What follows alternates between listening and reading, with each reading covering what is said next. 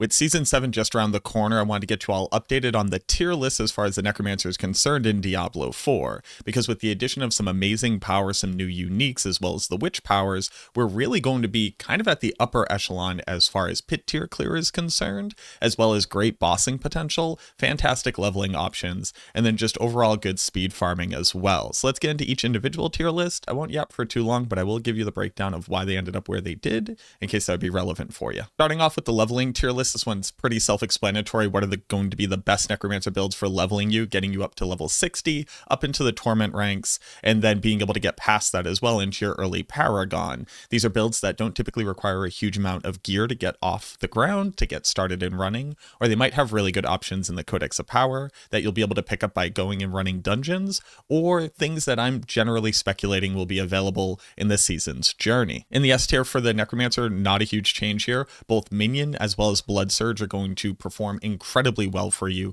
Basically have no gear requirements to get up off the ground, great options in dungeons, and then if you manage to get your hands on their like pivotal uniques, being the Ring of Mendeln or Kruor's Embrace, you're basically just going to rocket forward. Into the A tier, we have Sever. Sever is another build that's kind of just like self-functional. It doesn't require a lot to get going. It has Grasping Veins as a really good option, Damned Aspect as well. It basically has a huge amount of power, all for effectively free. In B tier, this is where you're going to start seeing, a little bit of speculation. A little bit of it depends on what's in the season's journey.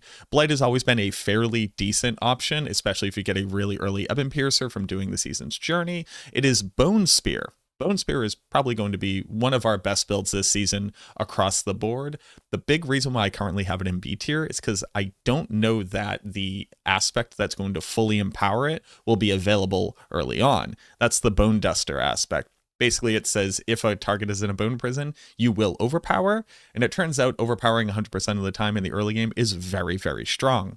If that's available in the season's journey and you can get it very quickly, this immediately jumps up to S tier. Bone Spear itself, though, tends to have a couple issues with managing essence cost, and since you can't really stack crit chance in the early game, it really doesn't get a lot of scaling. So really all depends on whether or not Bone Dusters is available. Then in C tier, you're going to have Bloodlance. Bloodlance is an okay experience. It's definitely not the best thing, and I basically wouldn't recommend it. Getting into the speed farming tier list, this is going to be your bread and butter for being able to grind, farm, do a lot of different content types, and generally not attributed to like pushing in the pit. This isn't going to be the thing that's going to bring you the furthest in the pit, but it's going to be the thing that farms at like tier 100 the fastest. Really good for Infernal Hordes, great for Undercity, great in Helltide, basically any content type that isn't strictly killing uber bosses or strictly trying to push the pit. Basically, our best build across the board in the end game, kind of regardless of what content type you're doing, is Bloodwave. This is absolutely cracked out of its gourd. This build will be speed farming tier 140 plus pits, just to give you an idea of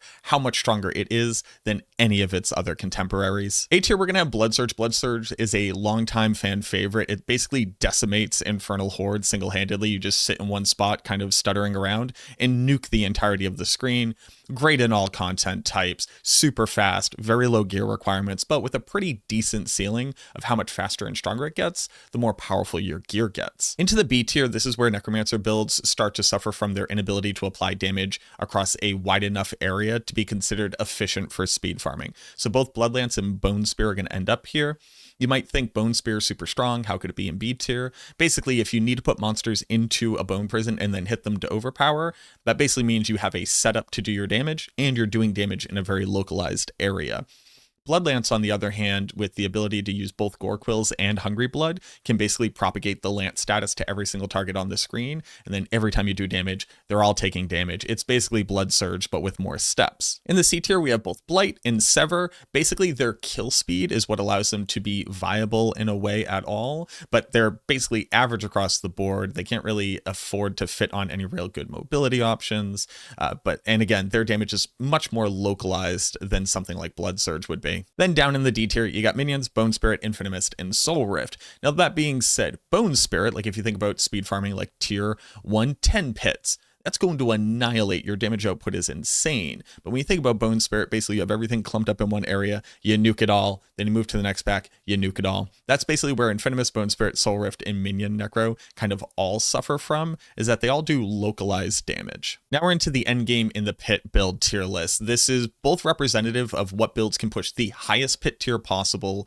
for your class, as well as the build that is going to be like the strongest across the board. Like if you were to take a metric of how strong they are, this is what most people think about when they consider what tier list is important for them. That's why I really wanted to go through the difference between this and speed farming, because there are different activities and builds are better or worse at doing them. I don't know if you've ever tried to take something like, I don't know, minions and go do Undercity. You know what I'm talking about here. But in the S tier, for the endgame pit tier list here, you have 3 Necromancer builds, with all of them being able to do, according to what my calculations currently say, above pit tier 130, which is kind of unheard of on the class, with Bloodwave literally speed farming tier 150. So we're looking at insane power output here from Bloodwave, Bone Spear, and Bone Spirit. I actually think that Bone Spear will probably end up being even stronger than Bone Spirit is currently. It really comes down to like how much of an impact being able to overpower 100% of the time, as well as on the echoes from our Deathless Visage, is going to look like on the build. In the A tier, we actually have a ton of great showing here. So these are builds that are expected to do at least tier 120 or maybe just under that, and being able to speed farm anywhere between 5 pit tiers below that as well. So we have Bloodlance Necromancer, Blight, Sever, Blood Surge, and Soul Rift. These are all really, really good builds. We're already doing above 110 in Season 6 and got a huge amount of a power bonus. In the B tier, we have Minion Necromancer. There is a lot of good changes coming in Season 7, and it mostly relates to a lot of systems that will incidentally increase our damage. Most notably, minions are also gaining lucky hit chance. Now, people might quote minions as like insanely powerful considering all these things, but playing it in the PTR, as well as just understanding what the impact of these actually do to the build itself, we're not going to see this huge power spike. Still completely competent. B tier is doing like tier 110, maybe a bit higher than that. So able to get all the way up to level 100 for your glyphs and everything. It's just not anywhere near S tier capability. And then in the C tier, we have Infinimist. The cool part about Infinimist, even though it's definitely fallen from its high as one of our best builds back in Season 1 and 2, it will now be able to complete a tier 100 pit. So again, you'll be able to fully level your glyphs on any Necromancer build that you play as long as it's built competently. Look forward to us updating all of our build guides over this weekend as we get closer to the season start. So myself, Sirach, and Lord Sara are going to be handling all of the Necromancer build guides. Also, shoutouts to them. We all sat down to discuss these tier list changes. I wouldn't be able to get all of this info without my boys with me. But go ahead and check out all the build guides as they get updated. If you didn't know, you can take a build guide and you can pin it on your account, so you actually be able to see updates as they come through. Like if I just wanted to pop over to Bone Spirit and I were to hit this, where is it? Right there. Pin. You can do this on any build guide. You can go ahead and pin it, and you'll actually get notifications when we actually push updates to these build guides, so you know it the moment that it happens. Once we finish updating the entirety of the endgame tier list, I do want to cover that as well, just so that people who play other classes can get some better insight. That'll be updated on Maxroll within the coming day, so you'll be able to get that as well.